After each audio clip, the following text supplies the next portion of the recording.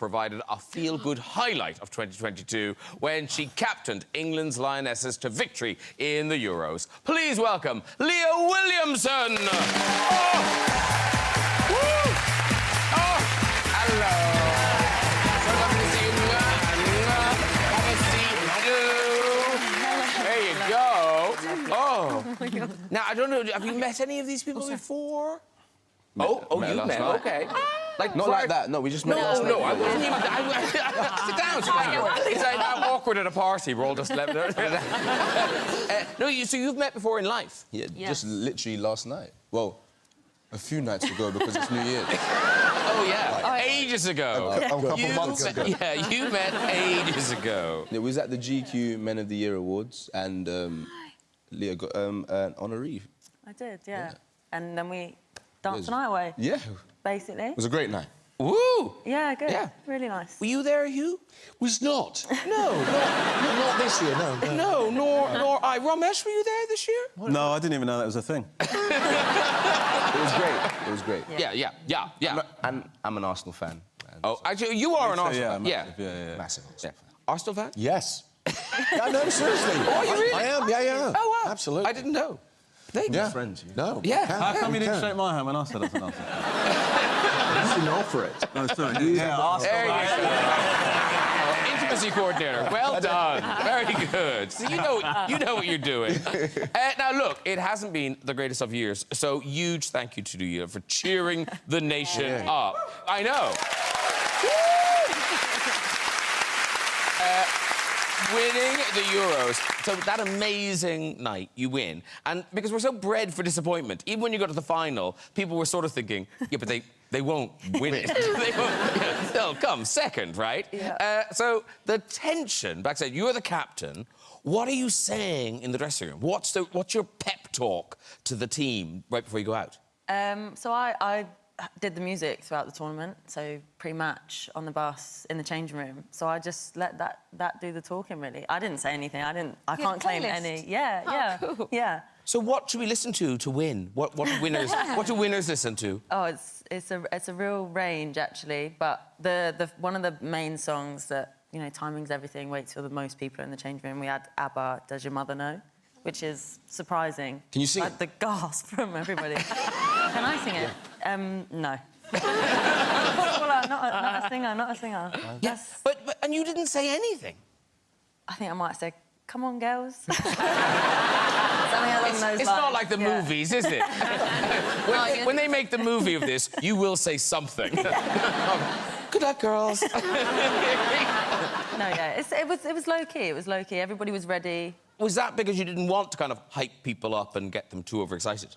I think so. I think when you get to that stage, I know it's the most important game, but you have to strip it all away and just be like, we've given our lives to get to this one moment. Why would we go out and not enjoy it? So more about that than anything else. And I guess it's that thing, because it's the thing you went into this contest thinking, dreaming of winning it. Yeah. And then you did. Was it what you'd hoped? Did it feel the way you hoped it would? Everything and more, honestly. I hope I never, ever lose that feeling.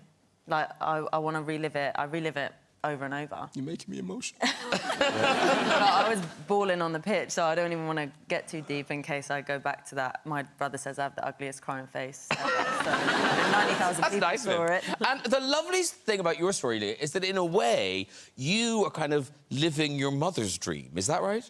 Yeah, I'd say so. She never said that out loud. She's way too hard-faced for that. But she started out playing football. She played everything. She's one of those annoying people that's just good at everything. But yeah, she used to play football, and you know, I'm now following in those footsteps. But when she was a little girl, it wasn't that easy. No.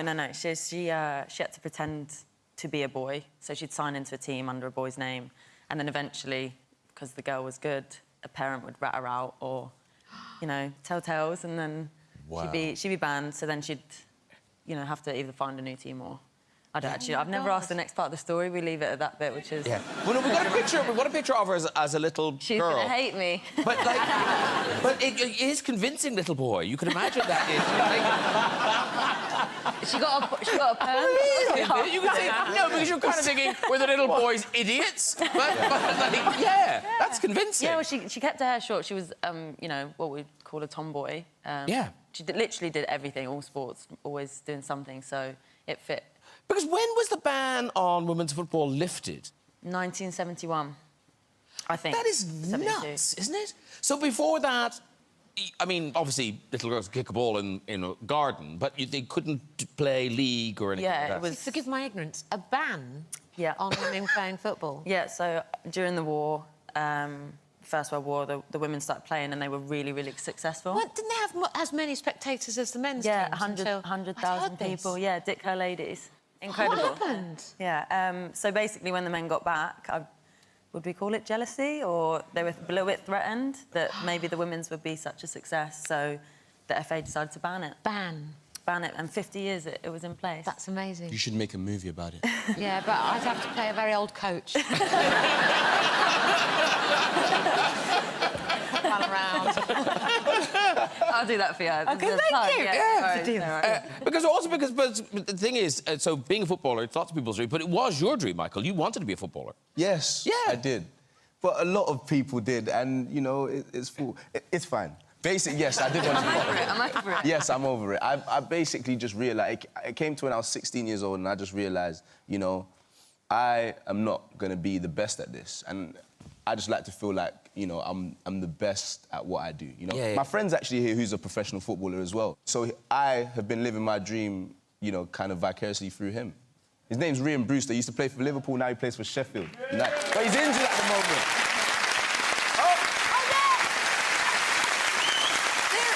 So he's hopping around with crutches just to be here. No, can I just say, he must be a successful footballer, because I saw him backstage and I thought, I recognise him. Yeah, that's famous. If I know who they are, yeah. So it's great that, you know, kind of from an early age, because he started, you know, he was playing for Chelsea from very young, and he started playing for Liverpool from very young, so I kind of was just living that dream through him immediately, you know? And then I just decided to go into modelling and then acting. So yeah, I'm happy I'm here. Look at you now. Yeah. Yeah. He sat there injured, not doing anything. Yeah. Screw him. Yeah. And actually, football then, it sort of it ended your career. Yeah, well, I used to be a teacher before I did stand-up, and I was head of sixth form for a while, and every year we would do a sixth form versus teachers football match. And I would describe my levels of coordination as subhuman. So what happened was that they said to me, like, you're the head of sixth form, can you play in the game? And I said, look, I'm so bad, man. It's like, and I just don't want to. And they said, look, come on, just be a sub. And you don't have to come on, but it just shows that you're taking part and being part of the thing. So I said, OK, I'll be a sub. So I sat, you know, even in the kit I looked horrendous. And then I sat by the side of the pitch. The game was going back and forth. It's like a good game. And then I think we're like 1-0 down or something, maybe 2-1 down or something. And then the guy playing up front, the PE teacher, he went off injured. And I was like, oh, no. I was just like, how has there been an injury in a staff versus sixth form game? Didn't even think this could happen. He's like, come on, Rangers, come on, come on. So I went on, and I was just like, oh, please let this be over. I was just like, it's so horrible. And, like, so many... It was such a big event at the school. There's so many, like, parents, kids, like, loads of people there. Basically, I just thought, let me just get this done, and I can just leave, and hopefully it'll be all right. And then one of the other PE staff was, like, tearing up the wing. I was up front, so, like, I came on up front. And I was like in the box, and they just left me completely unmarked, because essentially it's like, you've got a wildebeest playing for the other team. You don't need to mark them, do you know what I mean? And so then suddenly, like, I was just left completely unmarked, and the teacher crossed into me, and I was like 2 yards out, and as the ball came into me, I just thought, what are you going to do to celebrate? Wow. And then I spanned it so far over. It was more difficult to miss than score. And then the chants, I will never forget it. No. Rangers is rubbish! Rangers is rubbish! You don't know what you're doing! Get out of sixth form! And I did, shortly after.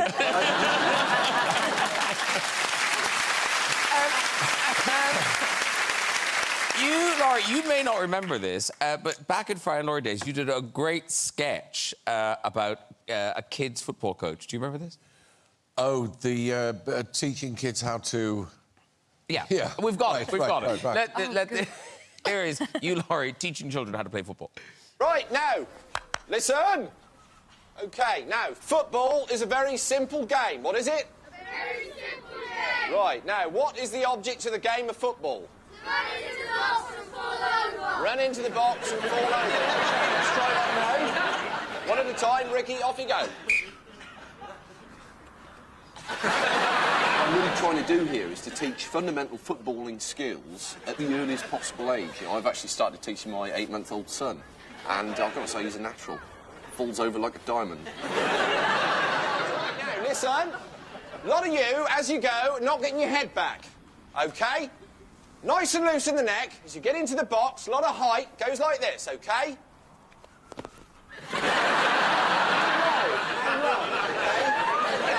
Same applies for the static fall. Right, that's when you run into the box, you've forgotten to fall over, you're just standing there, OK? Nice and loose in the neck and... OK, then, limping, 2 legs to the pitch, go. Those balls are amazing. They're so committed as well. Really good balls. Now, here's the thing, Leah, here you are. You've brought women's football to a whole new level. What do you think is going to happen now? Like, the next generation, is it going to keep growing? Will there be do you believe there'll be a moment when, you know, women's football are getting the same financial rewards that the men are and all that sort of stuff? If we're being realistic, you need the same amount of people that come through the gates at the men's games to come through as. So the more accessible we are, the more visible we are. I hope now, normally you see a bit of a rise off of a tournament, but this feels sustainable. This feels like people are really interested and genuine. I think it's like 8 million new fans that have said that they've, you know, taken interest in the game over the last year. And more women's games are being televised now and stuff like that. Yeah. It's always on TV. You know, when I was younger, the only game that was on telly, and I made sure I watched it every year, was the FA Cup final, the Women's FA Cup final. That was the only one that you could watch on the television. Wow. So now you have a game every weekend, big stadium, you know, we're playing in the men's stadiums that allows 50,000, 90,000 people to walk through the door, and they come. So we're proving a point. Yeah, Good. and like that, they will follow, won't it? People got to see that number of people. They'll kind of go, oh, let's sponsor that. That looks like a good time. Yeah. We'll go there as well. Yeah. And this is phenomenal. The Lionesses, you finished the year unbeaten. Yeah. Congratulations on that. And, but of course, next year, 2023, World Cup, Australia, New Zealand. Yeah. There you're off. Are you the ones to beat, presumably? I suppose so. I think there's a few other teams as well, but you win something, then you have a target on your back. So we're up there. We're up there. And do you have a song for that or a pep talk at all? Come on, girl. Maybe it'll work again. Remember what I said? Come on. I'll work on it. I've got a year. Yeah, if you want the movie deal, no one's buying tickets Bring for me back Come next On. year, I'll tell you a better story. You'll be like, yes, come on, But listen, good luck with that, and thank you so much for bringing joy into a pretty bleak 2022. Leah Williamson, everybody!